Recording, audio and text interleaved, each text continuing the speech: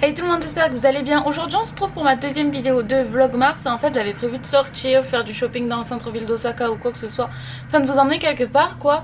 Et en fait je me sens pas super bien, j'ai dormi jusqu'à 11 h ce matin alors que d'habitude je me lève à 9 h naturellement parce que j'étais vraiment crevée. Là j'ai passé 2 jours un petit peu difficiles, j'avais mal à la tête tous les jours et aujourd'hui je suis vraiment fatiguée. Donc je me suis dit que j'allais peut-être plutôt rester chez moi et du coup je voulais pas vous filmer quoi que ce soit. Mais en fait j'ai prévu de réviser aujourd'hui, donc j'avais un petit peu envie de vous filmer un study with me, une quelque sorte de study routine. Et du coup comme ces dernières vidéos, enfin mes study routines en général ça vous intéresse, je me suis dit que peut-être aujourd'hui aussi ça pouvait vous intéresser. Donc on va faire ça aujourd'hui, je vais réviser le japonais et le coréen. En ce moment c'est la période des sakura au Japon, enfin ça n'a pas encore commencé mais en gros ils vendent énormément de trucs au sakura. Donc j'ai acheté ça, donc du milk tea au sakura, j'ai pas encore goûté, on va tester ça. Et j'ai pris un melon pan fourré à la crème pour le petit déjeuner.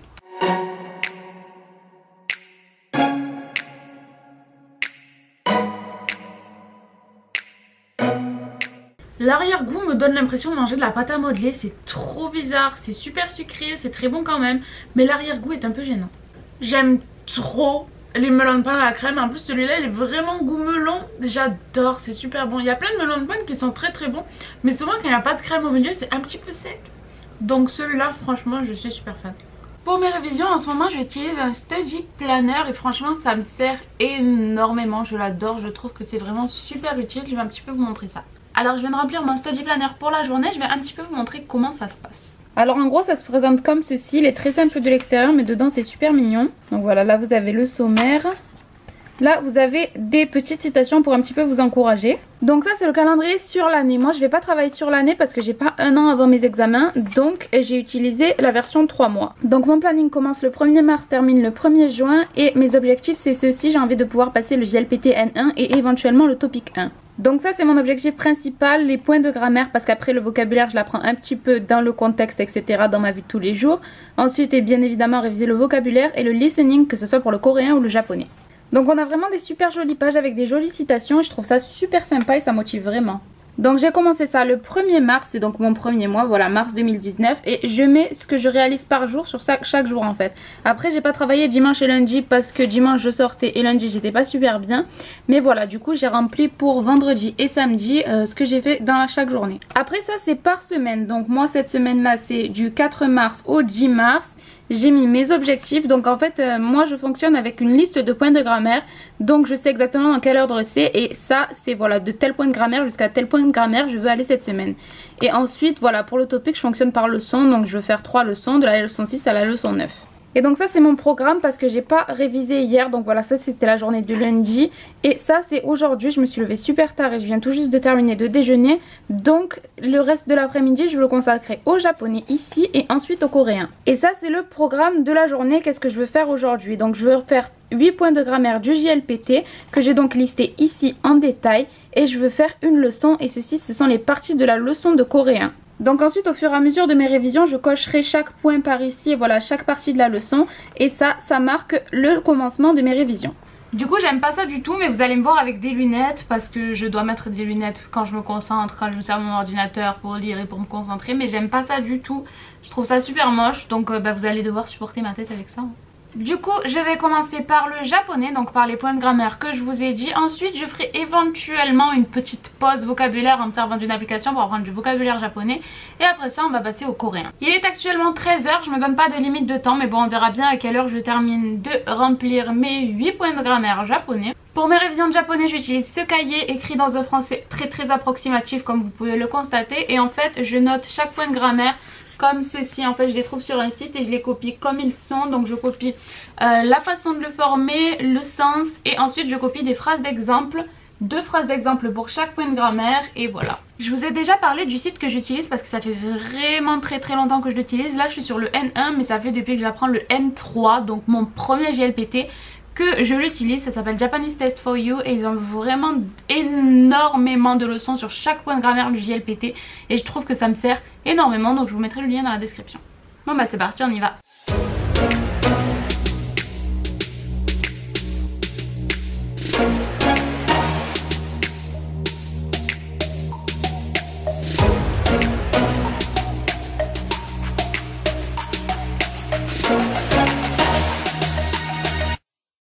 14 h et je viens tout juste de terminer mon objectif de japonais, donc je pense que je vais pouvoir peut-être un petit peu plus me concentrer aussi sur le vocabulaire ou me rajouter des points de grammaire ou quoi que ce soit, parce que ça fait vraiment court du coup et j'avais l'intention de réviser beaucoup plus longtemps aujourd'hui.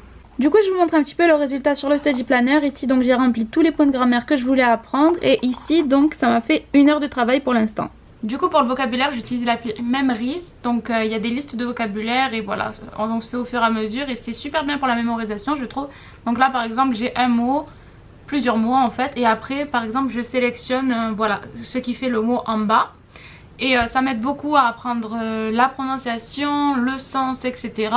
Et je trouve que c'est super bien comme application. Donc je me sers de ça sur mon téléphone, mais je me sers aussi du site lenshu.org qui fait à peu près le même type de truc en fait. Il vous montre une leçon avec beaucoup de points de vocabulaire. Il y a le sens, mais il y a aussi des phrases d'exemple pour que vous puissiez comprendre dans le contexte. Et ensuite vous répondez à des questions sur le mot en question. Donc vous avez des questions qui portent bien entendu sur le sens du mot mais aussi sur la prononciation et je trouve ça super bien. Après lenshu.org c'est vraiment que pour le japonais alors que Memrise vous avez des tas et des tas et des tas de langues, c'est super bien vraiment. Donc on va faire un petit peu de vocabulaire, je vais essayer d'apprendre une quinzaine de mots.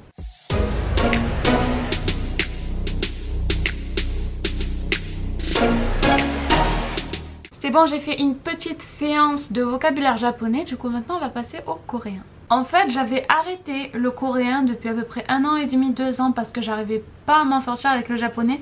Mais récemment j'ai eu vraiment envie de m'y remettre. En fait l'une de mes meilleures amies que j'ai eu au Japon durant mon semestre, c'est une coréenne, maintenant elle est rentrée en Corée malheureusement. Mais du coup elle m'a un petit peu aidée à reprendre etc. Elle me donnait des conseils, elle m'apprenait des mots et c'était super sympa. Et maintenant je suis motivée à fond. Du coup on a été à la librairie ensemble, elle m'a conseillé ce livre, c'est un livre de vocabulaire coréen en japonais. Donc en fait ça me fait à la fois réviser mon japonais et mon coréen. Et en fait c'est sur des thèmes, sur chaque thème vous avez énormément de mots de vocabulaire.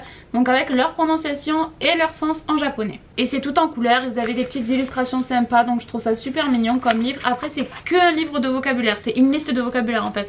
Donc concrètement il n'y a pas de leçon et je pense qu'il faut vraiment le coupler avec autre chose, vous pouvez pas apprendre juste avec ça. Alors pour le coréen je révise avec un site qui s'appelle How to Study Korean. Et en fait j'écris les leçons, j'écris pas l'intégralité des leçons parce qu'elles sont extrêmement longues sur le site. Mais en gros j'écris l'essentiel sur mon petit cahier, voilà, avec les mots coréens en rouge, enfin rose foncé, et les leçons en bleu pour pouvoir un petit peu mieux m'en rappeler.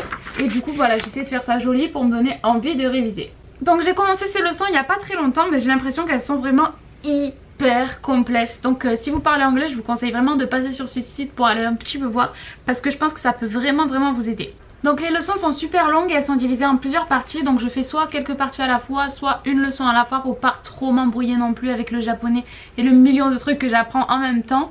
Donc aujourd'hui je vais essayer de faire une leçon, mais c'est pas dit que j'y arrive parce qu'elle m'a l'air extrêmement longue. Mais du coup on va faire ça aujourd'hui.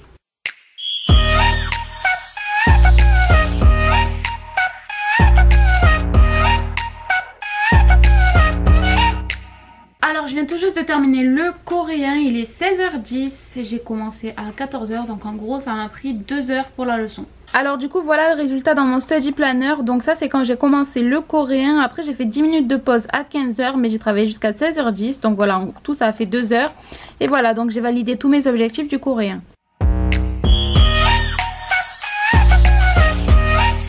Donc par ici j'ai mon petit bilan de la séance de révision de la journée. Donc le japonais m'a pris 1 heure, le coréen m'a pris 2 heures et en tout donc ça m'a pris 3 heures. Du coup j'ai rajouté dans mes notes des conclusions de la journée. Donc repasser sur la leçon des irréguliers coréens parce que c'était vraiment une grosse leçon et j'ai peur de pas tout avoir bien retenu. Et à l'avenir faire 2 parties de leçon par jour pour le coréen parce que c'était vraiment une très grosse leçon et j'ai peur de pas tout me rappeler si je continue à faire une leçon par jour. J'en suis pas encore là, mais à la fin de la semaine je pourrais faire une weekly review. Donc voilà, pour la semaine prochaine, les notes, etc. Un petit peu de tout. Et je trouve ça super bien, vraiment j'adore mon study planner, il est juste génial. Donc ça c'est pour la semaine prochaine ensuite. Alors voici le résultat de ma séance de révision de coréen. Donc j'ai commencé ici à la fin de la leçon 6 et j'ai fait la leçon sur les irréguliers. Donc c'était un petit peu long, ça a pris plusieurs pages. Et donc voilà, j'ai terminé par ici. Donc voici le résultat de ma séance de révision de japonais. Donc j'ai fait 8 points de grammaire, il y en a 3 par page. Donc j'ai fait celle-ci, celle-ci et j'en ai fait encore 2 derrière. Après 3 heures c'est pas énorme pour une journée révision. En principe je vais à la bibliothèque universitaire et là-bas je travaille un peu plus longtemps. Donc, ou alors je vais dans un café par exemple et je travaille jusqu'à ce que mon ordinateur n'ait plus de batterie, puisque je me sers de mon ordinateur pour copier les leçons etc.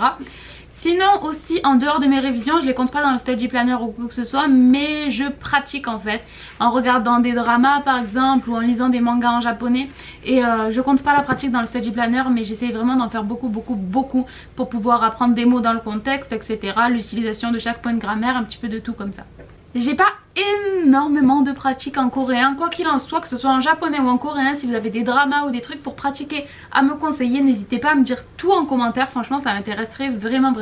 Pour la pratique du japonais en ce moment, j'essaye ces deux mangas là, j'essaye de les lire. En fait je les ai payés 100 yens chacun dans un book off, donc en fait ça m'a coûté 80 centimes le tome et ça m'a l'air super mignon. Je galère encore un petit peu parce que je suis nulle en kanji en fait, et du coup c'est difficile des fois parce qu'il n'y a pas la lecture des kanji, et donc en fait je les trace dans Google Traduction avec le doigt comme ça, et des fois c'est un peu compliqué de les retrouver, mais du coup ouais ça me prend beaucoup de temps, mais j'essaie de les lire en japonais et donc de pratiquer comme ça. Si ça intéresse quelqu'un, le nom du manga c'est Boku wa Ashita Kino no Kimi to Deito Suru. Du coup c'est là-dessus que je vais terminer cette vidéo. Je sais qu'il est tôt, mais comme je vous ai dit je me sens pas super bien aujourd'hui, je suis vraiment crevée, donc je pense que je vais me reposer un petit peu et éventuellement regarder un truc en japonais pour pratiquer un peu, parce qu'après tout c'est une journée révision. N'hésitez pas à me dire en commentaire vos astuces de révision, vos conseils. N'hésitez pas aussi à me dire si la vidéo vous a plu, si vous avez des suggestions de vidéos, enfin ce que vous voudriez voir sur ma chaîne. Quoi qu'il en soit, postez-moi ce que vous voulez en commentaire, j'adore vous lire, vos avis, vos suggestions, un petit peu de tout. Du coup n'hésitez pas à en poster plein. Et sur ce je vous dis bye bye, à la prochaine vidéo.